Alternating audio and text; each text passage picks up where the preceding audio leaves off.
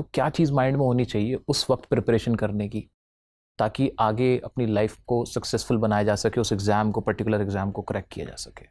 मतलब फेलियर को फेलियर नहीं समझना चाहिए। पहली बात तो ये है कि जब भी आप फेल होते हैं, आप कई चीज़ें सीखते हैं उसमें। जैसे एडिसन के बारे में कहते हैं कि जब उसने 1000 बार बल्ब का प्रयोग किया और फेल होता गया और बाद में सफल हुआ, तो उसने बड़ी अच्छी बात कही कि मैं 1000 बार फेल नहीं हुआ, मैंने 1000 बार ये समझा कि इस तरीके से बल्ब नहीं बनेगा। बल्ब नहीं बनेगा, एग्जैक्टली। तो हर फेलियर अगर आप ठीक से सीखें तो बहुत कुछ सिखा के जाता है। सवाल है कि आप सीख रहे हैं या सिर्फ फ्रस्ट्रेट हो रहे हैं, उससे सिर्फ बेचैन हो रहे हैं, छटपटा रहे हैं। मेरी राय में फेलियर से सीखना चाहिए। कभी कभी तो ये सीखना चाहिए कि हम क्यों फेल हुए, पर कभी कभी एक मोटिवेशन आना चाहिए कि अच्छा मैं फेल हो गया, अब दिखाता हूँ। ये भी तो एक मोटिवेशन होता है। जिस फिल्म का जिक्र अभी मैंने किया 12th फेल का, उस फिल्म की कहानी इसी थीम पे है। एक बच्चा 12वीं क्लास में फेल हो गया है और फिर उसे जिद ठान ली, जुनून ठान लिया और आईपीएस बन गया और देश के सबसे अच्छे आईपीएस ऑफिसर्स में है। अब इंटरेस्टिंग बात है, ऐसे हजारों लाखों, लाखों तो नहीं हजारों ऐसे आईएएस आईपीएस ऑफिसर्स हैं जो थ्रू आउट टॉपर्स रहे, पर फिल्म किसके बारे में बनी? जो 12वीं में फेल हुआ फिर आईपीएस बना। अगर जिंदगी में कभी आप फेल हो जाएं तो ये मान के चलिए कि आपकी सफलता की दहाड़ और बड़ी होने वाली है, क्योंकि जो लगातार सफल हो रहे हैं उन पे तो एक्सपेक्टेशन है हो ही जाएगा सफल, लेकिन आपसे उम्मीद ही नहीं थी, आपने कोई झंडा गाड़ दिया, उसकी वैल्यू ही अलग है। तो फेलियर सबकी ज़िंदगी में आते हैं, बिना तनाव लिए। जो हो गया बात ख़त्म करो, जो बीत गई सो बात गई, आगे नया चैप्टर है, नए चैप्टर की शुरुआत टीचर्स के लिए और गार्जियंस के लिए भी एक मैसेज है कि अगर आपका बच्चा बहुत अच्छा नहीं है, एवरेज स्टूडेंट है, लेकिन उसने अगर 10% मार्क्स भी ज़्यादा गेन किए, स्कोर किए, तो आप उसको अप्रिशिएट करो, क्योंकि वो टॉपर नहीं था, एकदम उसने जितना भी प्रोग्रेस किया वो ज़्यादा ही के लिए किया। अच्छा सर, अगर आप एक अटेम्प्ट फेल हो जाते हो, अब प्रेशर आता है, फ्रस्ट्रेशन होती है, अपने कॉन्फिडेंस डाउन हो जाता है, तो क्या उस वक्त अपनी प्लानिंग में, अपनी स्ट्रैटेजी में भी कुछ चेंज करना चाहिए? जहाँ बैठ के पढ़ रहे हो वो चेंज कर दो, अपना मटेरियल चेंज करो। सबसे पहले एक मेंटोर ढूंढना चाहिए ऐसे मामले में, और मेंटोर आपका दोस्त भी हो सकता है। कोई ऐसा व्यक्ति आपके आसपास जिसपे दो गुण हो। एक, उस परीक्षा के बारे में वो आपसे बेहतर जानता हो। दूसरा, दिल का इतना साफ हो कि आपको ठीक बात बताने को तैयार हो और आपके राज को राज रखने को तैयार हो, ढिंढोरा ना पीटे कि ये तो फेल हो जाता है, मेरे पास आता है। कोई ना कोई ऐसा व्यक्ति आसपास मिल जाएगा, वरना आपका टीचर हो सकता है, पेरेंट्स हो सकते हैं, कोई रिश्तेदार भी हो सकता है। किसी ऐसे व्यक्ति से सलाह जरूर लेनी चाहिए। इससे क्या होता है, कई बार हम लगातार अटेम्प्ट्स लेते रहते हैं और हमें हल्की सी गाइडेंस अगर मिल जाए तो हमारी पूरी एनर्जी सही चैनलाइज हो जाती है। मैंने ऐसा कई बार देखा है। अभी कल परसों ही बल्कि मैं किसी से बात कर रहा था, किसी क्षेत्र के अनुभवी व्यक्ति से बात चल रही थी। उसने बात बात करते करते एक दो ऐसी बातें बताई, मुझे लगता है कि अगर मैं खुद उनको ढूंढता तो शायद 3-4 साल के बाद जाके वहां तक पहुंचता। वो उस व्यक्ति ने हंसी मजाक में बता दी। तो हो सकता है कि आपका कोई टीचर या कोई मेंटोर कोई ऐसी छोटी सी बात आपको बताए और आपका रास्ता एकदम खुल जाए। वो तरीका ज़्यादा अच्छा है। और पेरेंट्स को विशेष रूप से मैं कहूँगा कि अगर बच्चा कभी फेल हो जाए, उसको मोटिवेट करें, परेशान ना करें, क्योंकि सबसे ज़रूरी है कि बच्चा है, उसके बाद है कि बच्चा सफल हुआ। जितना स्ट्रेस बच्चों पर है, ऐसा ना हो कि आपके दबाव से बच्चा गलत कदम उठा ले। सर, एक शेर है, जहाँ जाएगा अपनी रोशनी फैलाएगा, किसी चिराग का अपना मकान नहीं होता। एकदम ठीक बात। ये शेर मुझे लगता है किसी टीचर के लिए बहुत सही बैठता है। लेकिन आजकल क्या है, हम भी देख रहे हैं, आप भी देखते हो कि टीचर्स से ज़्यादा ट्यूटर्स हो चुके हैं, प्राइवेट ट्यूटर्स, जो कि ऑनलाइन भी पढ़ा रहे हैं, ऑफलाइन भी पढ़ा रहे हैं। अब वो इतना पढ़ लिख कर एज अ ट्यूटर अपना करियर परस्यू करते हैं।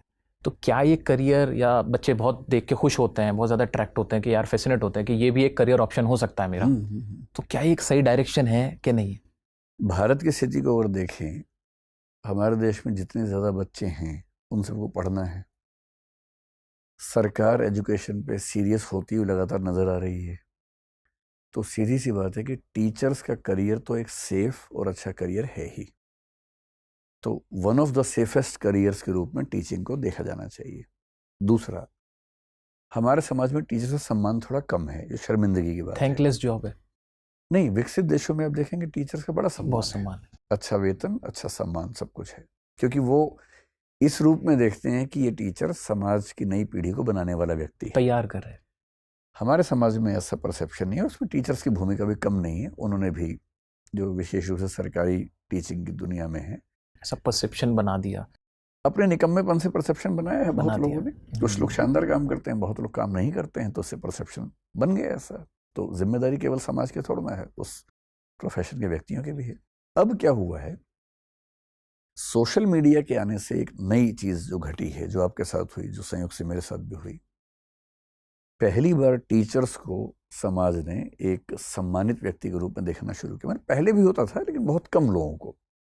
डॉक्टर राधाकृष्णन हैं, कोई महान टीचर है, उसके बारे में बात चल रही है, नंबर्स कम थे वो, बहुत कम, रेयरली, अब और लोग ज्यादा उनको सीधे जानते नहीं थे, एक्सेसिबिलिटी भी नहीं थी। डॉक्टर राधाकृष्णन यूनिवर्सिटी में क्या पढ़ा रहे हैं वो आम आदमी नहीं देख सकता। नहीं देख सकता, एग्जैक्टली। आज आप अपने चैनल पे क्या पढ़ा रहे हैं या मैं अपनी क्लास में क्या पढ़ा रहा हूँ, ये गांव गांव का बच्चा, उसके पेरेंट्स खुद देख सकते हैं। उनको रियलाइज होता है कि टीचिंग कितनी शानदार चीज़ है, सामाजिक सम्मान कितना ज़्यादा है। और जिस भी फील्ड को सफल करना हो, दो ही तरीके हैं, उसमें वेतन ज़्यादा हो, सामाजिक सम्मान ज़्यादा हो। टीचर्स को सामाजिक सम्मान पहली बार ठीक से मिलना शुरू हुआ पिछले कुछ सालों में।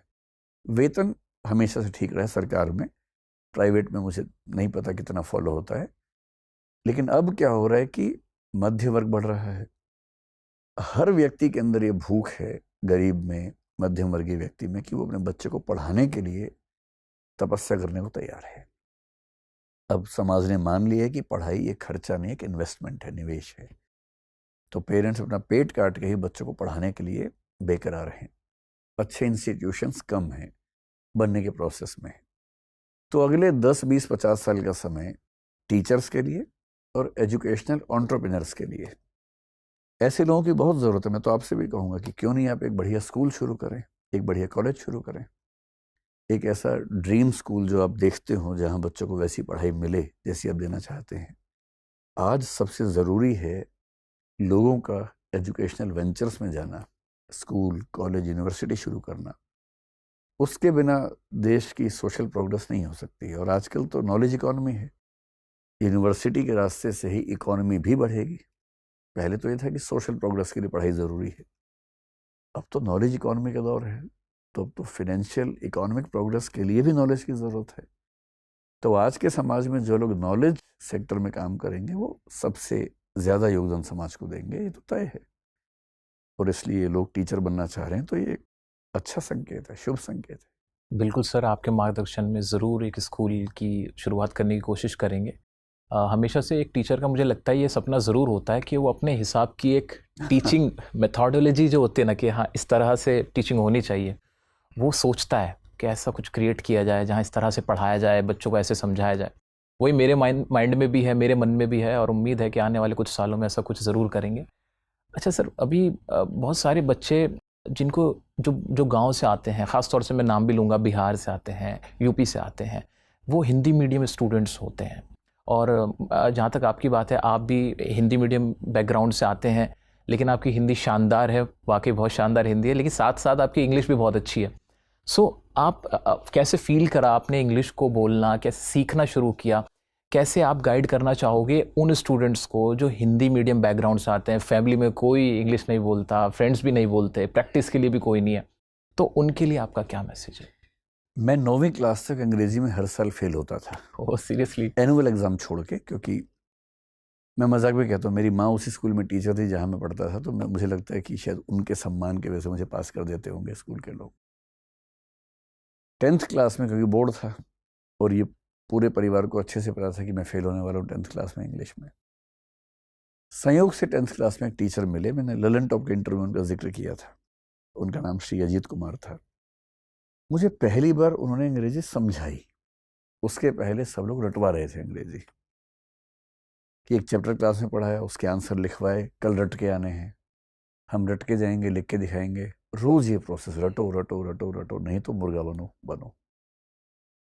10वीं क्लास में पहली बार समझ में आया कि टेंस क्या होता है, कैसे सेंटेंस बनता है, कि अंग्रेजी भी एक भाषा है और आपको हिंदी ठीक से आती है, आप अंग्रेजी में शिफ्ट कर सकते हो।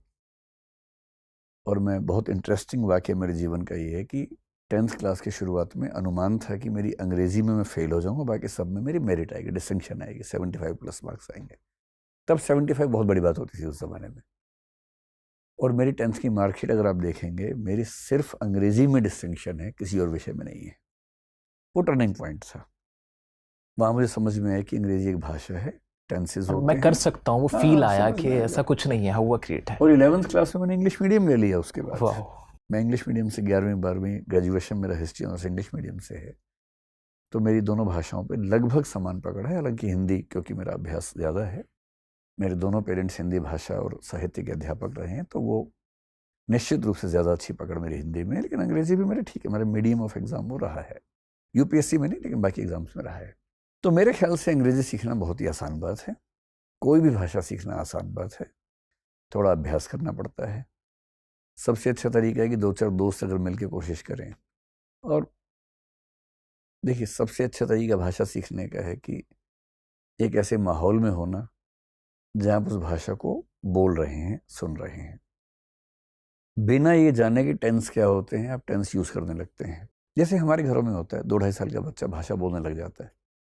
उसे ना संज्ञा पता है, ना सर्वनाम पता है, ना विशेषण पता है, उसे वर्ब भी नहीं पता, उसे हेल्पिंग वर्ब भी नहीं पता, कुछ नहीं पता, पर वो सबका इस्तेमाल कर रहा है। ठीक वैसे ही कि क्रिकेट में जो बॉल स्पिन करता है, उसे बर्नौली का सिद्धांत नहीं पता, पर वो उसे यूज़ कर रहा है। लैंग्वेज वो चीज़ है कि आप लैंग्वेज के सिद्धांतों को जाने बिना केवल सुन सुन के बोल बोल के सीख जाते हैं। तो एक तो तरीका वो है। अगर आप ऐसे माहौल में हैं जहाँ आसपास सब लोग वो भाषा बोल रहे हैं, वैसे ही सीख जाएंगे, कुछ करने की ज़रूरत ही नहीं। जैसे हम देखते हैं कि कोई ऑटो ड्राइवर्स होते हैं, हाँ, तो वो जहाँ टूरिस्ट आ रहे होते हैं, फॉरेनर्स, तो वो आराम से उनके साथ बात कर पाते हैं। पर क्योंकि हिंदी बेल्ट के बच्चों को वैसा माहौल नहीं मिलता है, गाँव में ऐसे लोग कैसे मिले जो अंग्रेजी बोलेंगे, तो उनका रास्ता है व्याकरण के माध्यम से सीखना। और मेरे ख्याल से आप केवल इतना करें कि 12 टेंस हैं, उनको थोड़ा सीख लें। हर एक टेंस के 100-100, 150-150 वाक्यों को ट्रांसलेट करने का अभ्यास कर लें। 50% काम लायक अंग्रेजी आपकी उसी में हो जाती है। उसके बाद धीरे धीरे अभ्यास करते करते चंपक जैसी मैगजीन से शुरू कीजिए, बहुत आसान किसी मैगजीन से शुरू कीजिए, पढ़ते जाइए। जहाँ कुछ लगे ये चीज़ मुझे नहीं आती, उसको नोट करते जाइए। 3 से 6 महीने मेरे ख्याल से काफ़ी होते हैं किसी भाषा को ठीक ठाक स्तर तक समझने के लिए। और मैं अपने अनुभव से बता रहा हूँ कि मैंने क्योंकि अंग्रेजी को सीखा 10वीं क्लास में, और बहुत ही आसान चीज़ है। अगर आपकी एक भाषा अच्छी है तो एक भाषा से दूसरी भाषा में पुल बनाना बहुत आसान काम होता है, मुश्किल नहीं होता है। अच्छा, बहुत से लोगों का ये परसेप्शन बना हुआ है कि जो इंग्लिश बोलने वाले हैं उनका जो स्टेटस है वो हाई है, स्टेटस सिंबल बना रखा है, और वो दूसरों को इन्फीरियर समझना, ये जो इंग्लिश का कॉम्प्लेक्स है उसको फेस कैसे करें? बहुत इंटरेस्टिंग बात है कि इंग्लैंड और अमेरिका में अंग्रेजी नहीं आने में शर्म नहीं करनी पड़ती है। वहाँ कोई आपसे ज़रा भी इस भाव से बात नहीं करता कि आपको इंग्लिश नहीं आती है। इट्स जस्ट अ लैंग्वेज, भाषा समझते हैं, इट्स जस्ट अ लैंग्वेज। भाषा है, बात खत्म हो गई। हम क्योंकि अंग्रेज़ों के पराधीन रहे 200 साल तक, कॉलोनियल टाइम में बनाया गया था, पढ़ाना जब शुरू किया कि जो अच्छी इंग्लिश बोल रहे हैं वो हाई स्टेटस लोग हैं, एलीट क्लास बना दी गई। और भाषा का एलिटिज्म दुनिया के हर देश में हर दौर में रहता है। जिस दौर में संस्कृत एलिट भाषा थी और आम लोग प्राकृत या ब्रज भाषा खड़ी बोली बोलते थे, तब कबीरदास ने खड़े होकर बोला कि संस्कृत है कूप जल भाखा बहता नीर, कि संस्कृत कुएं का पानी है और जो आम भाषा है बहता हुआ पानी है। बहुत कॉन्फिडेंस चाहिए। एक एलीट लैंग्वेज के सामने आम आदमी की भाषा को खुल के स्वीकार करने के लिए बहुत साहस चाहिए। फिर ये फारसी के साथ हो गया कि जो फारसी बोलता है वो बड़ा आदमी है, जो हिंदुस्तानी बोलता है, हिंदी बोलता है, वो छोटा आदमी है। उर्दू में फारसी के साथ ज़्यादा हुआ, फिर उर्दू के साथ हुआ। अब जब अंग्रेज़ हावी हो गए तो अंग्रेज़ी एलीट लैंग्वेज बन गई। अंग्रेज़ों के जाने के बाद समय ज़्यादा नहीं हुआ है, संयोग से इंग्लिश ग्लोबल लैंग्वेज बन गई है। अब इंटरेस्टिंग बात है, ये चाइना में नहीं दिखेगा, जर्मनी में नहीं दिखेगा, फ्रांस में नहीं दिखेगा। वहाँ के लोग इंग्लिश नहीं जानते आमतौर पे, उन्हें कोई फ़र्क ही नहीं पड़ता, रत्ती पर फ़र्क नहीं पड़ता। पर हमारा वो कॉलोनियल माइंडसेट खत्म नहीं होता है।